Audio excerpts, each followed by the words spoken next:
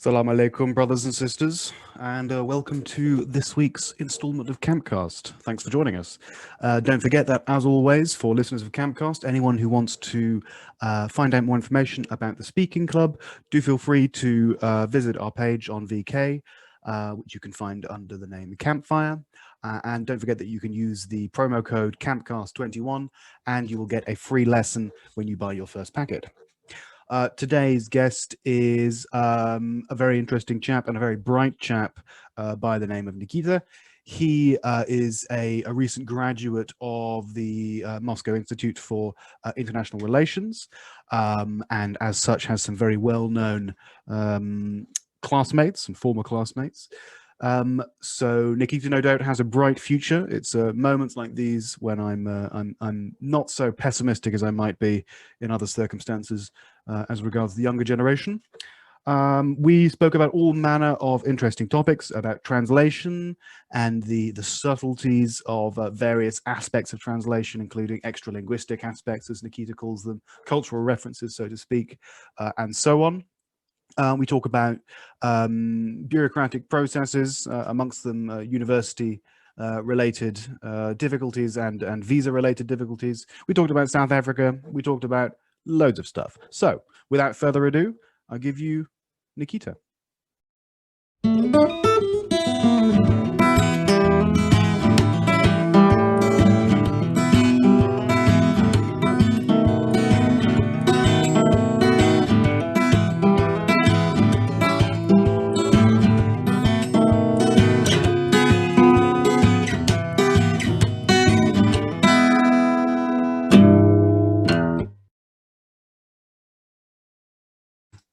Okay, 3, 2, 1, and good morning, or I suppose good afternoon for you, because it's afternoon for you, but morning for me. Nikita, hello, how are you doing? Hello, I'm fine, thank you. Thanks for having me today. Yes, no problem. It's a pleasure to meet you. Yeah, ditto. Nice to meet you too. It's always great to get together with some interesting folks and and discuss all manner of topic. So Nikita, why don't you go ahead and tell us a little bit about yourself? And as I understand, you are a recent graduate of the Moscow Institute of International Relations, which you've got some pretty well-known classmates, as far as I know. Yeah, certainly so. Yeah, I think it would be only fair if I introduced myself. So yeah, I'm a graduate of Moscow State Institute for International Relations, which means I have a kind of well-rounded education, meaning that I'm an educated diplomat or foreign affairs officer, if we stick to the British tradition. But I'm also kind of a linguist in a way, meaning that we have quite a focus on the language development skills, especially on the issues of translation and sustaining a conversation, because you always need to train your skills, to hone your skills, to get the attention of the person you're talking to. That is essential for a diplomat or any other person who's involved in person-to-person communication. So are you talking like more from the point of view of like this INYAZ and modern foreign languages and like translating, or do you mean from the perspective of a diplomat trying to keep negotiations going and having like a quality conversation, or both, I guess? Yeah, okay, it's both ways actually, because at our institute we have a kind of multi-aspected, I think that's the word I'm looking for, approach to learning languages. It's basically that we have 3 tracks along which we do our English studies. So the first is what you can call English for specific or professional purposes, and that is when you it is the general aspect of English. You just learn your vocabulary, you just learn to talk. Sometimes it involves impromptu talks on many a topic. It's like the environment. I don't know. Everyone's favorite topic. Yeah, it's quite similar to what you have in international exams like Cambridge or IELTS, sure. Something like that. So yeah, the second track would be translation, and its prime purpose is to get the message across from the text you're working with quite nicely. So you need to render it in a way that it's understandable to a native speaker of the other language. So the point here is to render the text so that when you read it, you don't get the sense that it's been translated. So you have to feel natural when you read the text. Yeah, and the third aspect would be, the third track would be kind of multimedia aspect. I think that's what I call it. It's when you watch videos, or it's basically TED Talks, but it can be anything else. And you need to kind of talk about them, or I don't know, do any things that relates to audio and video production, kind of.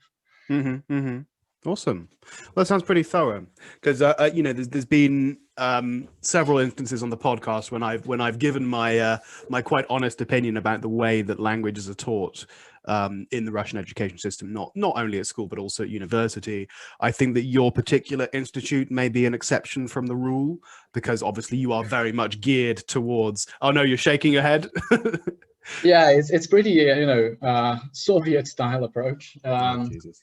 In most cases, of course, you know, throughout my years at university, I've seen improvement in teaching, and it's probably because they've employed more, you know, more teachers that represent the younger generations, and you know, people who could try to employ the communicative approach to teaching, not just, you know, follow the books and translate something piece by piece.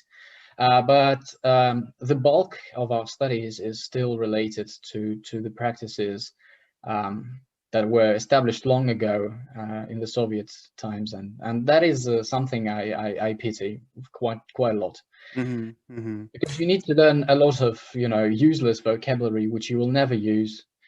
Well, it's it hasn't stunted your progress learning English, I can see. So congratulations on getting through it. So yeah, I mean, but you've got some pretty as I say, some famous graduates from that place. I mean, the only one that I could name off the top of my head is Sergei Lavrov, obviously, who I'm imagining graduated in the 70s and the 80s. So yeah, the 70s, 72, I guess. 72, yeah. He's an interesting case, because normally if I hear Lavrov speak, it's during some press conference in the Kremlin or something like that. But if you can, every now and again, you can hear snippets of him speaking to like Hillary Clinton, or, you know, during this. Do you remember what happened with the Reset campaign? Oh yeah, it's Buttons? when they messed up перезагрузка and перегрузка. Is that Yeah, it? well, you say they messed up. There's a version which I think I probably subscribe to, that Clinton's staff, like, you think that they have people in the White House who don't know the difference between перегрузка, перезагрузка? Of course they know. They've got like the top Russian language experts working for the president. Of course they know. That was such a so for people who don't know what the hell we're talking about, basically there was this campaign under Obama's administration to sort of normalize and, what would you say, reset relations. That's what you call it. Exactly, between Russia and America. And this was sort of, I think, what was this, 2012? It was pre-Maidan, pre-Crimea, sort of. Yeah, it was you know, it was the period of 2008 to 2010, something like that. Which Because many people would say is in the signature of the treaty that's been prolonged not that long ago, the New START treaty. Yeah, New START. That's it, exactly. And so basically, as a symbolic gesture to Lavrov, Hillary Clinton presented him with this sort of, you know, little button, which was supposed to be a reset button, but instead of the word перезагрузка at the bottom, they wrote перегрузка. And Lavrov quite calmly and competently explained to Clinton that перезагрузка means reset, but if you write it like this, then it means overload, which it looks like a nuclear button. I have no doubt, in my opinion, that you know, Clinton's team did that deliberately as a sort of, you know, jab at the Ruskies, but you never know. You know, maybe it was a genuine mistake. Who knows? Might well have been a gaffe. Yeah, might well have been a gaffe. Absolutely, gaffe. Very nice political vocabulary there. Gaffe, is it? Yeah.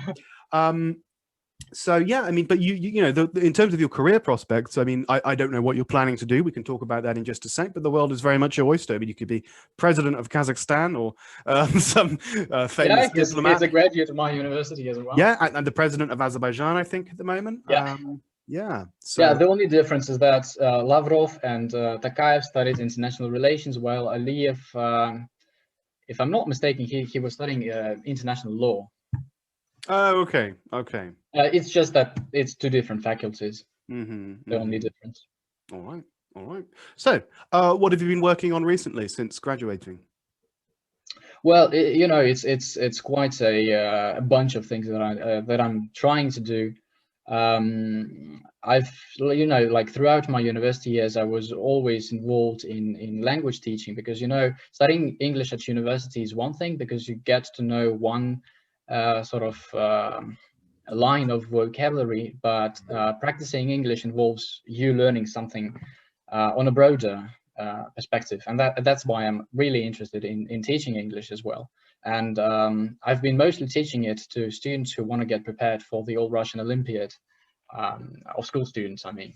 Mm-hmm. Yeah, and I've been a teacher or a trainer or an instructor, whatever you call it, in quite many camps. I think that's the Russian word, the English word for vyznaya škola. Yeah, you could say that, yeah. Yeah, so that was something I was mainly involved in, but I'm also a teacher of Dutch and a bit of Danish. I've had quite a few internships in Denmark, so I've learned Danish on my own, and I speak Dutch since I have to learn Afrikaans at my university. Afrikaans is, just for like general information, is one of the official languages spoken in South Africa. So basically, getting back to my education, I have a degree in international relations and area studies. And area studies means that people from our university have to specialize in a particular region. And in my case, it's Sub-Saharan Africa, or more precisely, South Africa as a country. Hmm. Why that particular area? First of all, was that your choice, or were you directed to choose that? It was my choice. That's why I said I have to study Afrikaans. So my initial idea when entering the university was that I would get a chance to study Danish, because I've always been interested in the Nordic countries, Denmark specifically. But the thing is that you can't really, well, you can set your heart on learning a language, but you don't get to choose which language you learn throughout your university years. So the point is that it's the Ministry of Foreign Affairs that we're closely affiliated to. So it's them who actually choose the languages they need.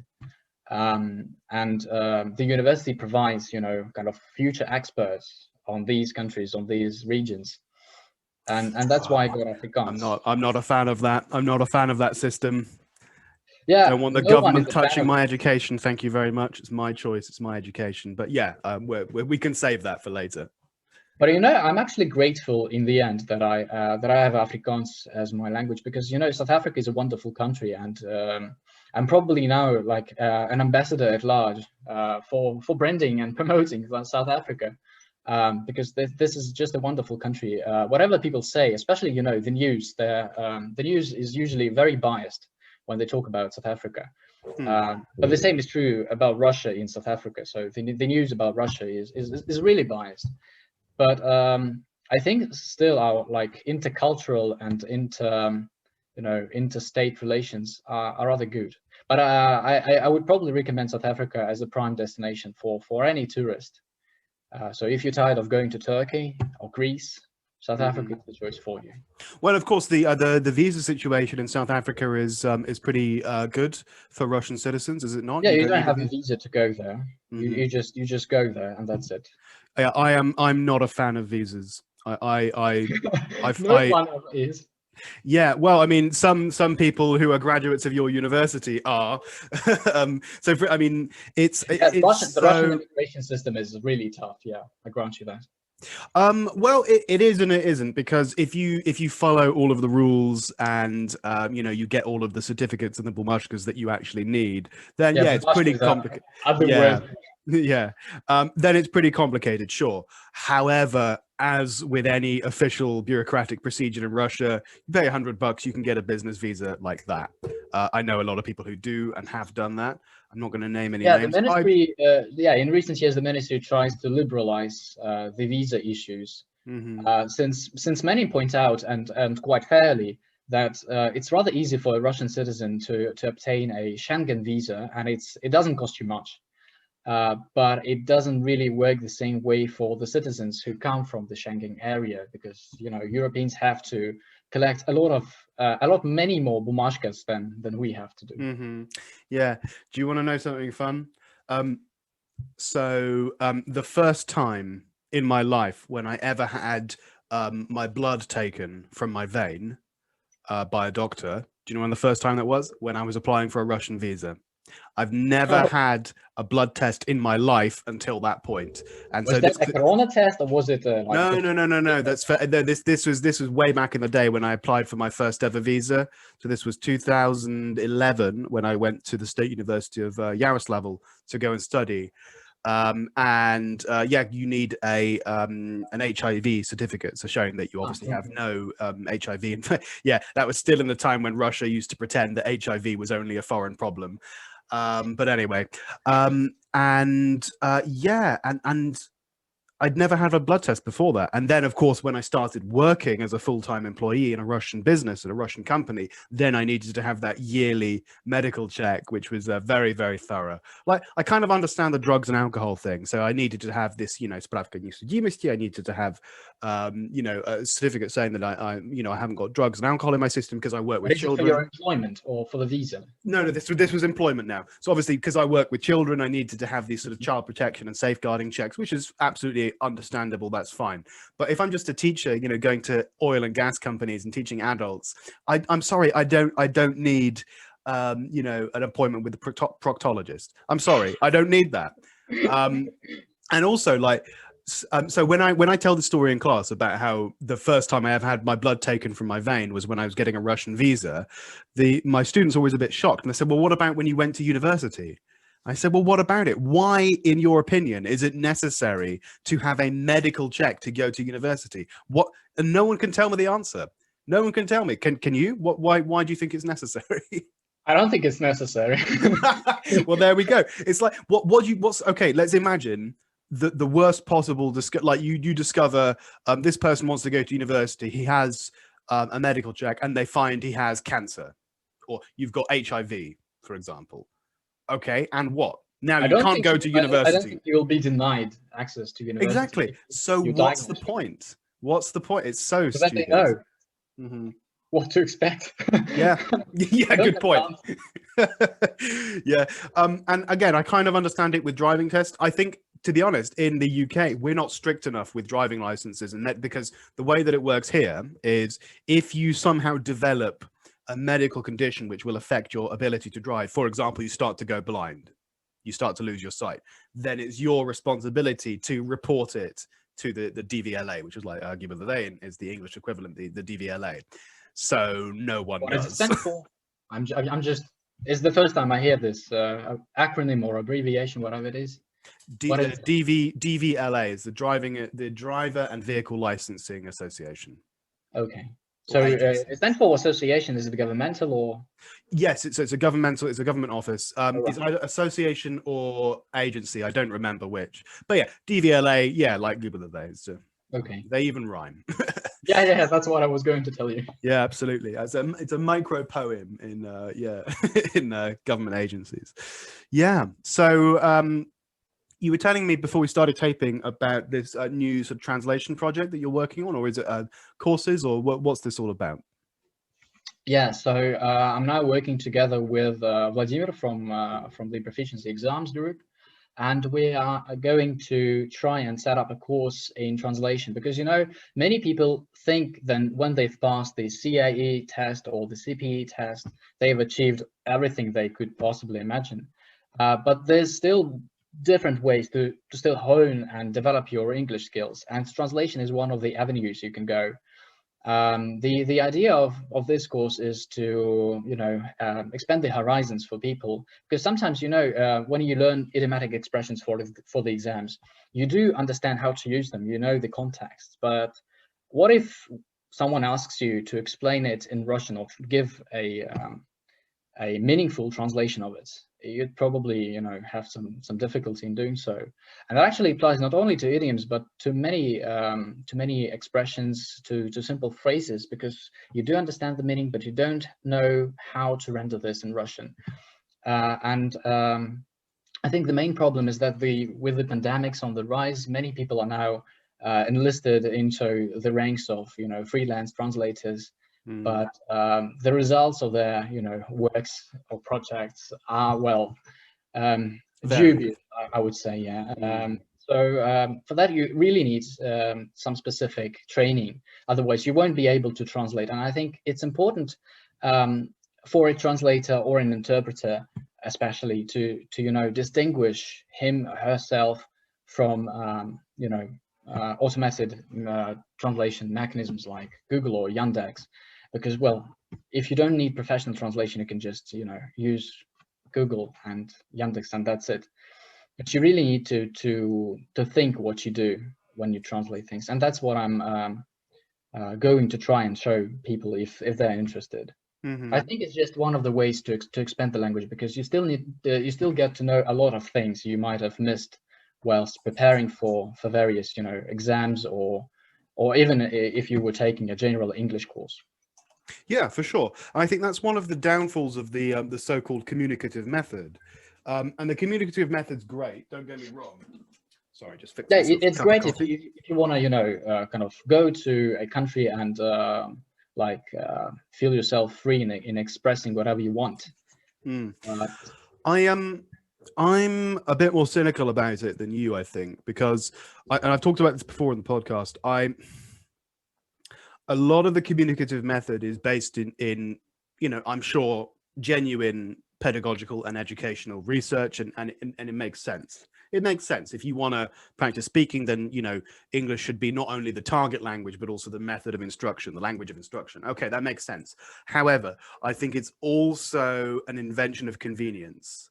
I think that it's not a coincidence that the communicative method shot to popularity in the 1990s, as did the ESL teaching industry, when until Hugh Della came. Precisely, with his lexical approach, etc., which is which again is not without its downfalls. I think Hugh would admit that as well.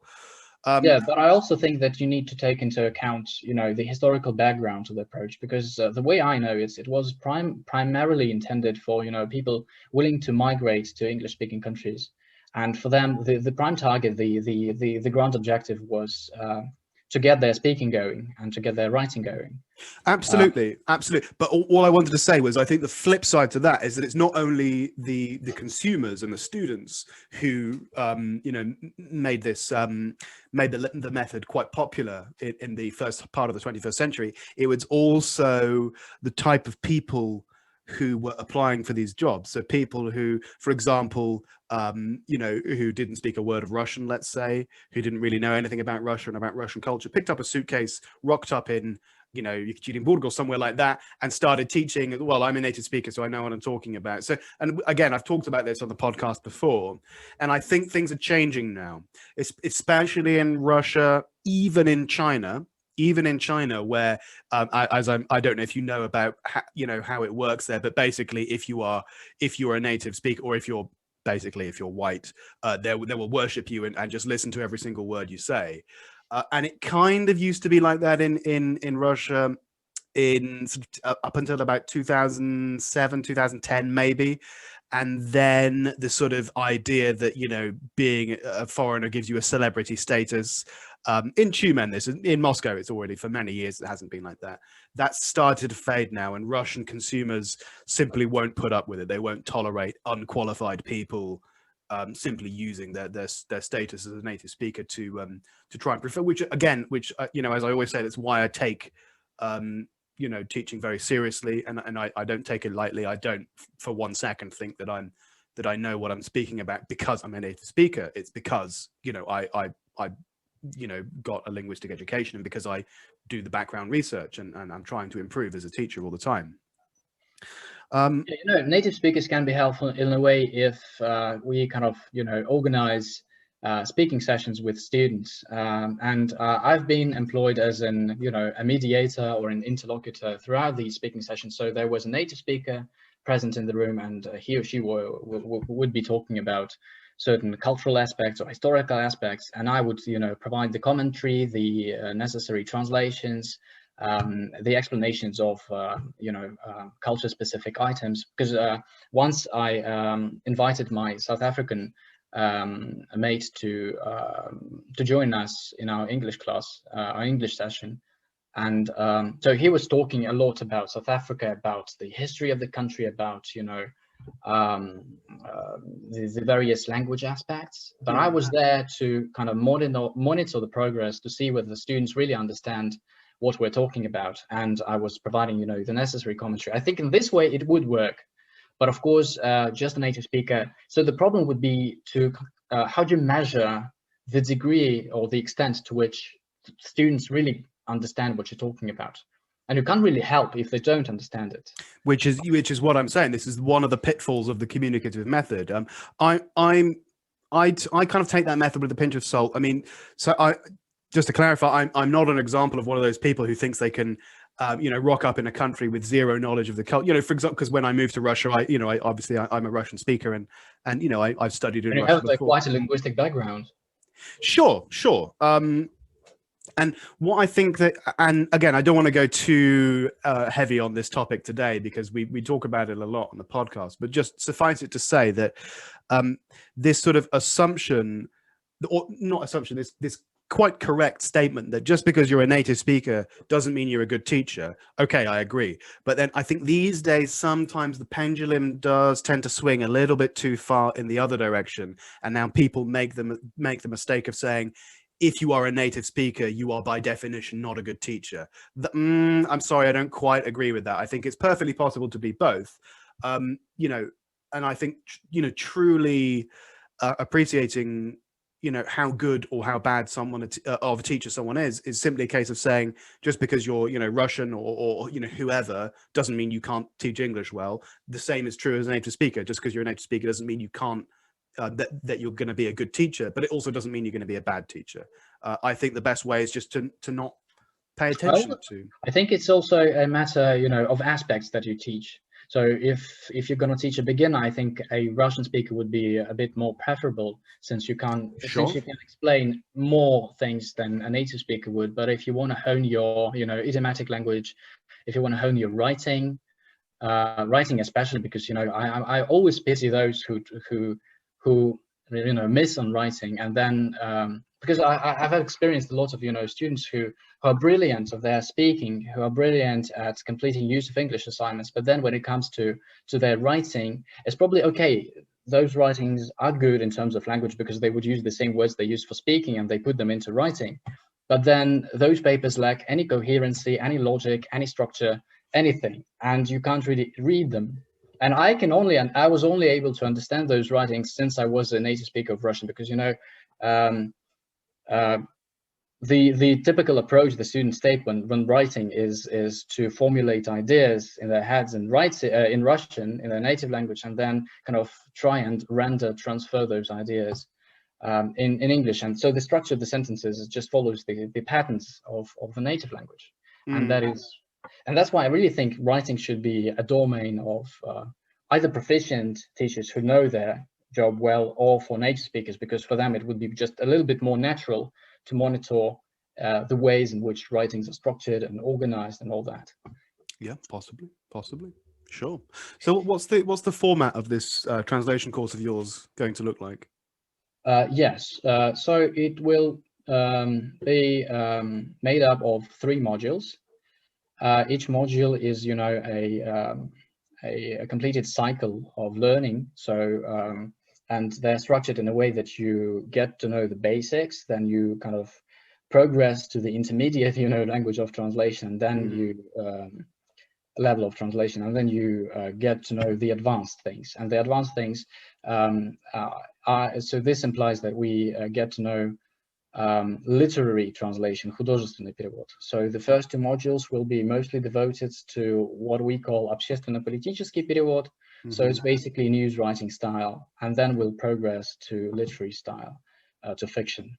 Well, I already know the answer, because I too, you know, obviously studied translation in both directions at university. But I'll ask you anyway, which one is more difficult? The literary one. That's certainly so. Yeah, I thought you'd say that. Yeah, so and the core differences between these two kind of modes of translation will be will be, you know, reflected in the structure of our modules, because the first two would be more about certain grammatical points, so certain lexical points, whereas in the third module we'll be mostly talking about some stylistic things, ways to get to know the metaphors, different you know, figurative expressions, and how you can try, because the only thing a translator can do is try to render the same thing into his or her native language.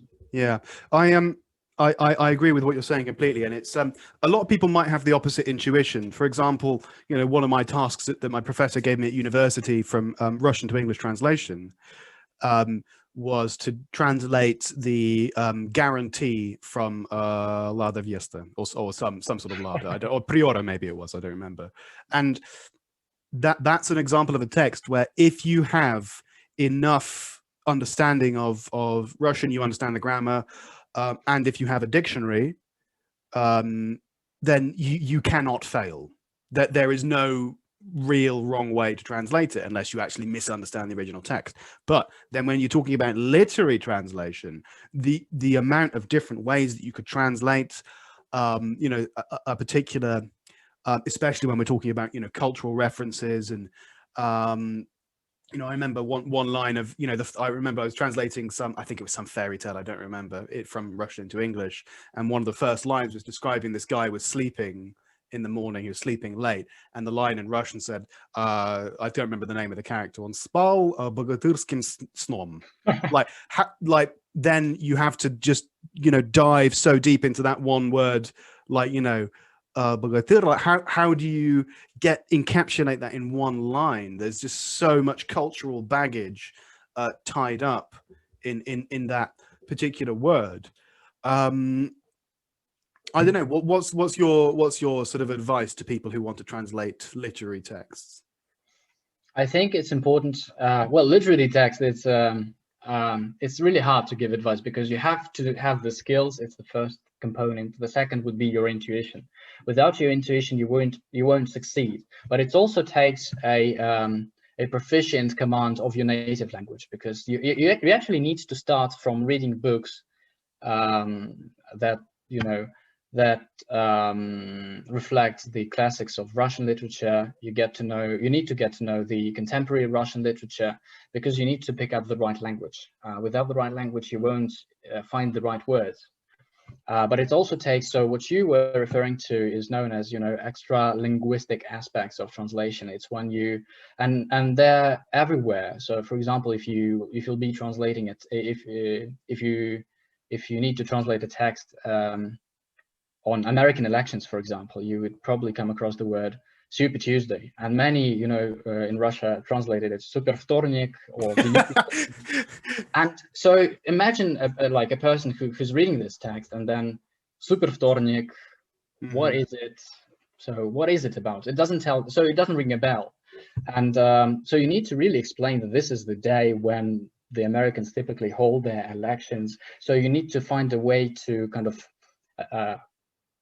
on the one hand concisely and precisely, and on the other hand nicely say this in Russian. So well, that's an interesting point, because to what extent is it the translator's responsibility to explain these, what are they called again, extra-linguistic aspects? Yeah, I don't know, it's the Russian term, extra-linguистические aspекты.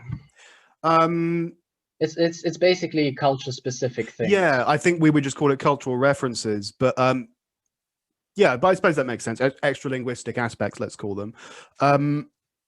You know, to what extent is it the translator's responsibility to explain every single aspect to the reader?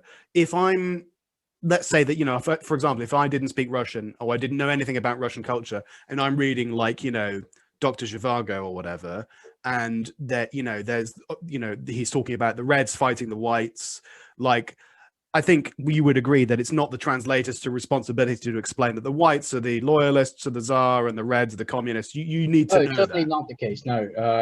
So it's different for fiction and for news writing style, or for, you know, kind of official papers. So if we talk about fiction, you don't have to do anything, because you just need to render the ideas nicely, and then there'll be, you know, those guys who major in literature, and they would write, you know, commentaries that explain you everything that you need to know. But when it comes to news writing style or official papers, you really need to take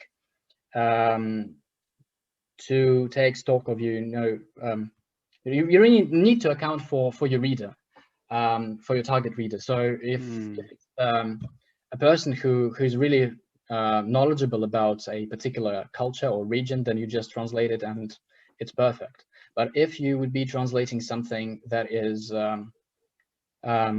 intended for the general public, then you really need to explain things. So I was recently working on a king's speech, the King of the Netherlands, and I was translating that from Dutch to Russian. And so the whole speech was produced due to the occasion of the Prinsjesdag, which is the Prince's Day. But if you translate this as a Prince's Day without any, references to the ideas of this, it's not even a holiday, it's a ceremony. So a ceremony when the king addresses the parliament at its opening session. So I would always provide such commentaries so that the reader would be kind of informed about what is going on in that passage. Otherwise, the text itself, in my opinion at least, would be meaningless. It's a gray area between when you need to. I mean, sometimes I certainly felt this when I'm translating. This sort of the zvezdichka is the mark of capitulation of the translator. Whenever I need to write some zvezdichka, I always feel a bit disappointed with myself. But sometimes you can't get around it. Sometimes you need to do it. It's your responsibility. But if you're clever about how you translate stuff, sometimes you can get around it. So this is an example which I've given before on the podcast, but it's a really good it's a great story. It's, we know Zoshenka. Oh, sorry, the light's a bit too strong.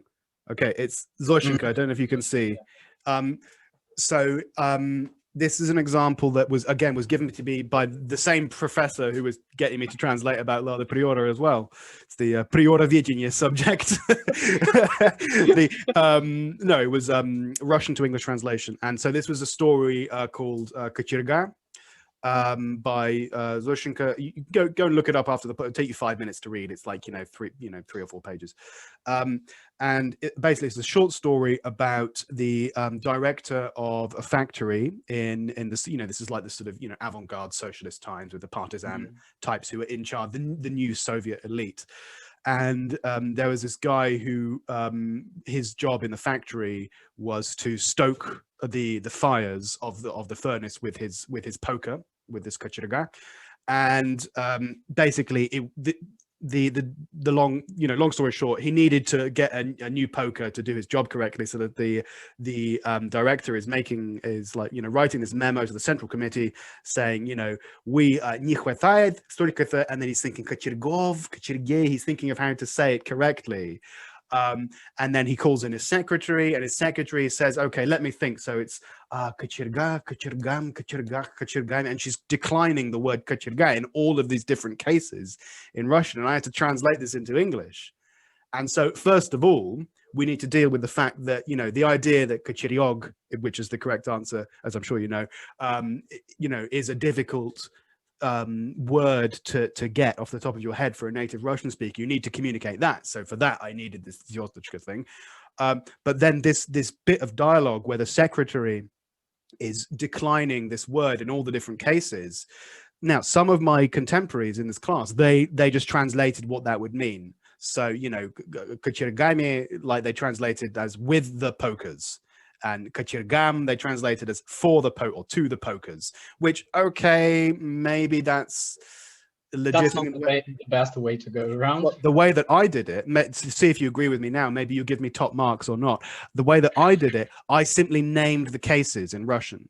So when she said kachirgami, I just put instrumental. That's a good way out. Yeah, and so if someone's reading this text, as you said earlier, you got to think who's reading this text. It's going to be, if you're reading Zoshenka, you're not just some, mother who's got into the bookshop for an interesting page turner. No, you're going to be someone who's frankly, interested in Russian literature, interested in Russian history and the history of the Soviet Union, and probably, knows a thing or two about Russian language. Not necessarily, that's why they're reading the English version, but probably. So we're talking about academic, educated people here. When they read the text, and they simply see nominative, accusative, genitive, dative, they're going to understand, oh, okay, I see what's happening here. This is just some sort of linguistic play on words. I'm going to give the translator. You've got to trust your reader. You've got to trust that your reader will understand what's going on. Because don't forget, the reader, you think what, the reader doesn't know they're reading a translation? Of course they know. So the reader is on your side. The reader wants to understand.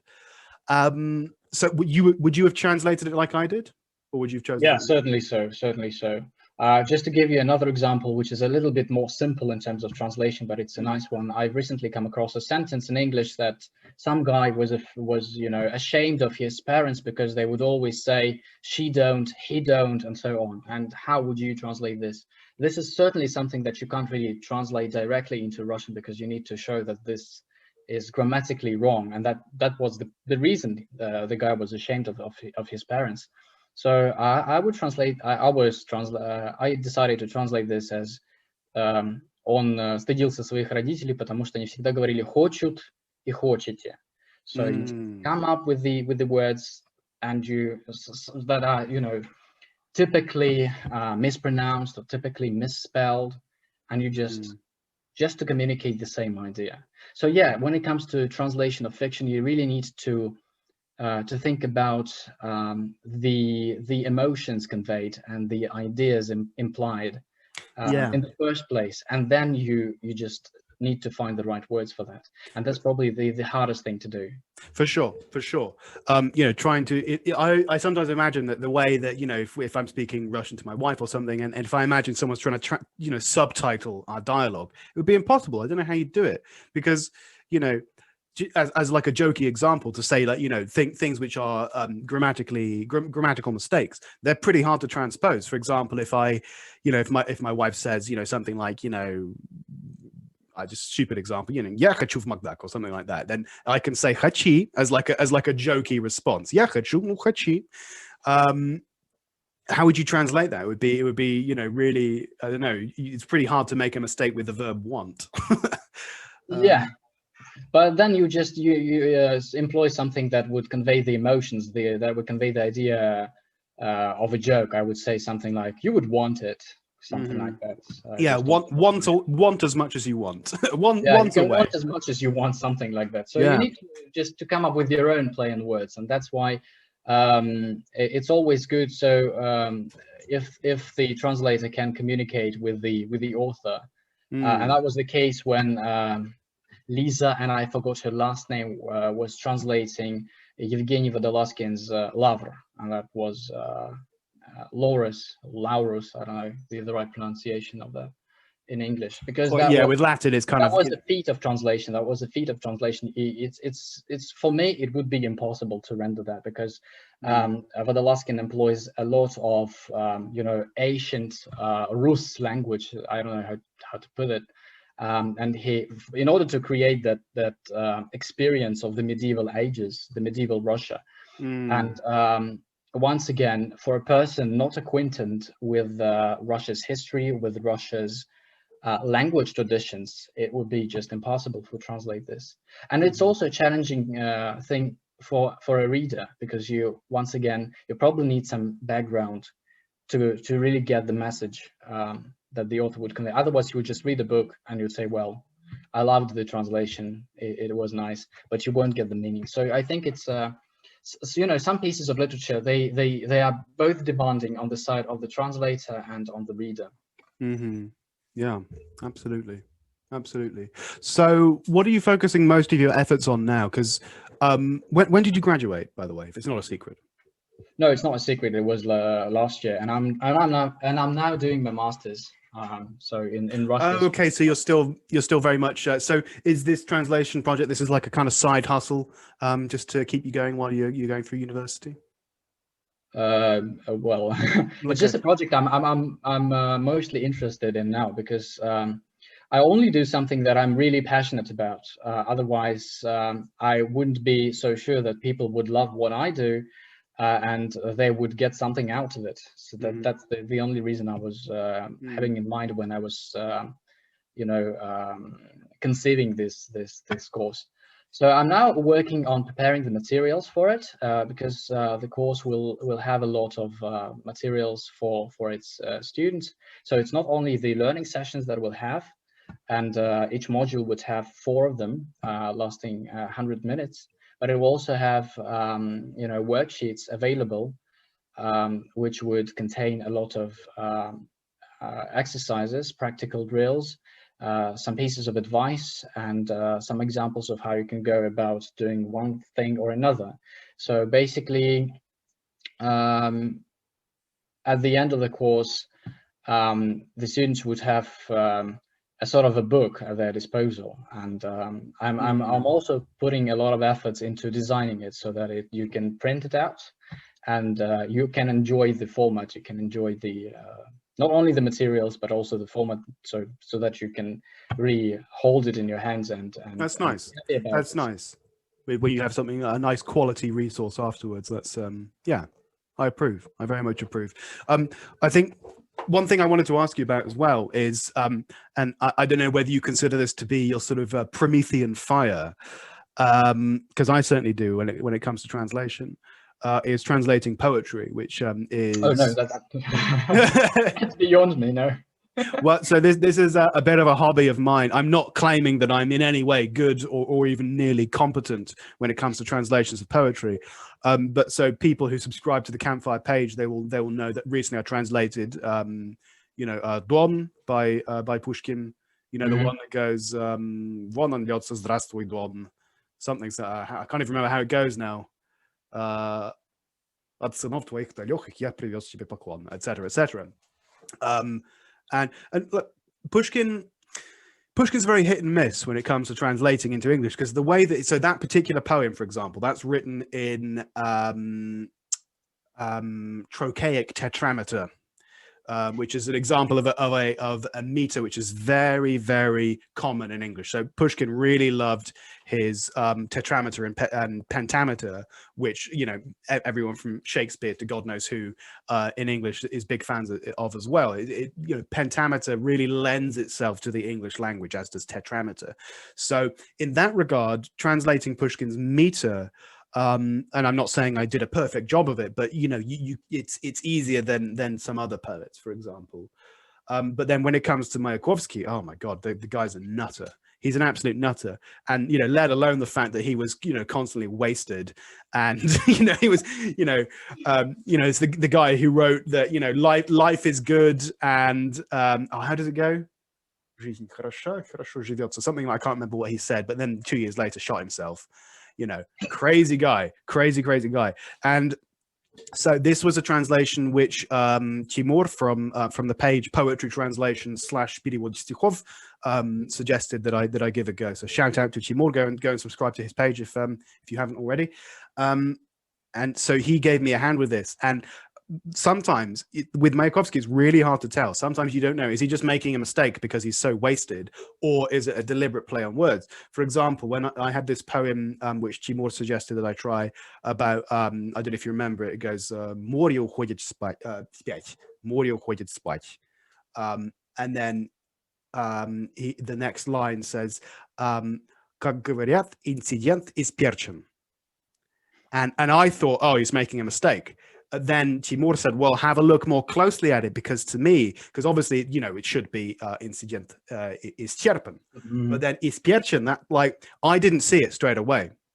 Timur said, look at it more closely. Исперчен, it sounds like, our love was, was over peppered, over spiced. I'm like, oh my God, it can't be a mistake. It's too clever. It's too clever to be a mistake. Clever, but I would also say that was a play on words reflecting the that time realities, because many people were trying to use smart, clever words because they were only getting through their education, and yeah, exactly. It's exactly the sort of thing that Zoshenko mocks in his book. Yeah, and that's why like people at that time were quite illiterate in using sophisticated vocabulary, if I may say so. Yeah, precisely. That is commonly reflected in pieces of literature and poems as you see. So yeah. Yes, the what would you call it? The socialist realism. Yeah, socialist I realism. trash literature. Sorry, everyone. Sorry, socialism. No, that was not piece of socialist realism, because socialist realism is all about praising the achievements of the Soviet people. And, no, don't get me wrong. I'm not saying Mayakovsky's a representative of it. I'm saying that this sort of use of but it is silly language. Realism, I would say. Yeah, Dilemur Kanal, I think there was a Soviet socialist realism. That's one of the examples. Yeah. Oh Jesus, that's a trashy book right there.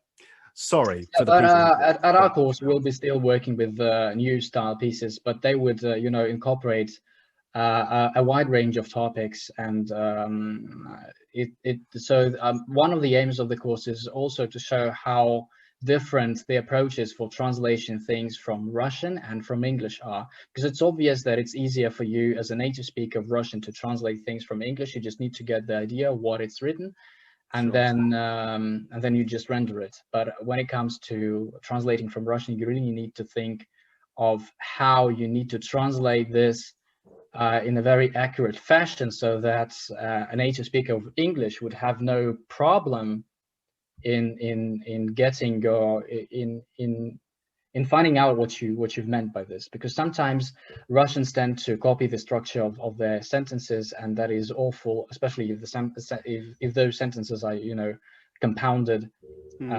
It's just mind-blowing for me. It was mind-blowing for me to read some of the translation that I was given, because they're awful. And so we'll be analyzing some translations. We'll be talking about certain structural transformations, both in terms of lexis and vocabulary and grammar. So the course will be really challenging, but I think it will be useful. And getting back to our previous points about the communicative approach and teaching, I think it will also be of use to teachers who want to think of how else they could present certain material, because certain grammatical patterns that we talk about can be used in a classroom setting, not as part of a translation course, but just part of a general teaching method. So I think the course would be useful in many aspects. Yeah, absolutely. I think there's kind of a phobia with some people of, and I'm not saying this is necessarily incorrect, but I think some people they really resist using more than one language in the classroom, which I've never really understood. I've never been the type of person who says you can't speak Russian in my class, or speak Russian all you want, as far as I'm concerned. It's and no disrespect. Say again, sorry. That always depends on the purpose. Well, yeah, of course. If your purpose is to practice fluency and pronunciation, then yes, of course, you need to. Your brain needs to understand that there is no plan B. You can't fall back on Russian as a crutch, of course. And no disrespect to teachers who work in this way, but I'm not a fan necessarily of a monolingual classroom. I don't always find it useful. As you correctly said, it depends on the type of exercise, the type of activity. But I would never be one to say that. You can't make, when there's an interesting comparison between an English and a Russian word, for example, or if you're working with, let's say elementary students, you want to explain a complicated grammar point, then of course you can speak Russian. I see no problem with it at all.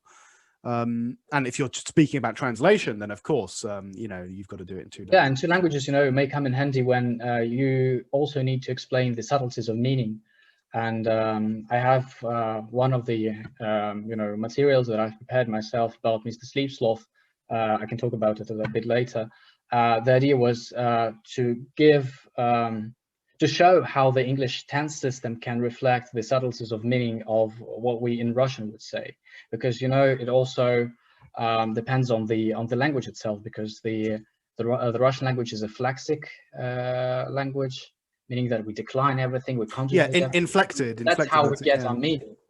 But English is more of an analytical language, and you kind of make complex structures in order to convey what you want.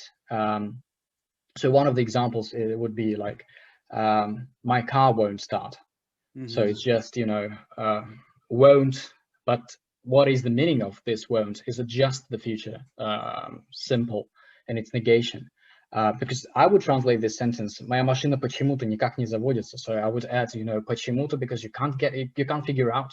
Никак, because you probably would say this when you've tried getting your car started many a time. So it's it can always be useful, but of course depending on the purpose. Yeah, and then you can get gradually ruder and ruder by the time that the amount of times that you try to start your car. Yeah, absolutely. Yeah, and there are certain things which the way that certain golden rules that the language has, which cannot be broken in English, which can in Russian, and vice versa, which have some very interesting effects. For example, English is what's called a subject lead language, which means that every sentence must have a subject. And indeed, every sentence actually in English must also have a verb. If you don't have those components in your sentence, you've made a mistake. Whereas in Russian, that's not true at all. And the word order is another aspect. For sure. But, whereas in Russian, you could, have a completely grammatical / understandable sentence, or at least an understandable utterance even, without any verbs. Something like that. Well, I suppose разетывался would technically be considered a verb, but but with only interjections, particles, and pronouns, you can make a pretty understandable utterance in Russian. Whereas in English, that would just be completely, it just wouldn't work because of the sort of laws of the language, so to speak. Yeah, absolutely. All right, Nikita, we've been going for about an hour. So time flies. Tempus fugit, as I'm sure your Latin professors say. Any final, sounds like you're about to be shot. Any final words? Final words? No. I would only say that if people are interested in getting to know more about the translation course, they would certainly need to follow the page administered by Vladimir, because I think the information about it will be published there. And if someone is interested in what I'm doing on the social media, they can follow my group. It's a small one, I grant you that, but I'm trying to... sizes and everything. Yeah. Don't let anyone tell you different. Yeah, but I'm, I'm in development. I'm work in progress.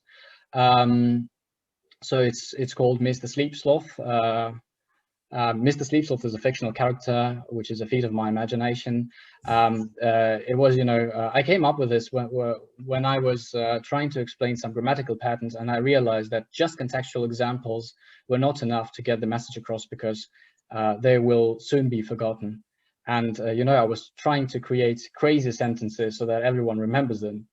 And that's how the concept, the project came into being. Yeah, and I also have some contests in that group. So the current one is about translation. It's about translating a small piece of fiction, so from Russian. So if anyone would like to give it a go, so they're welcome.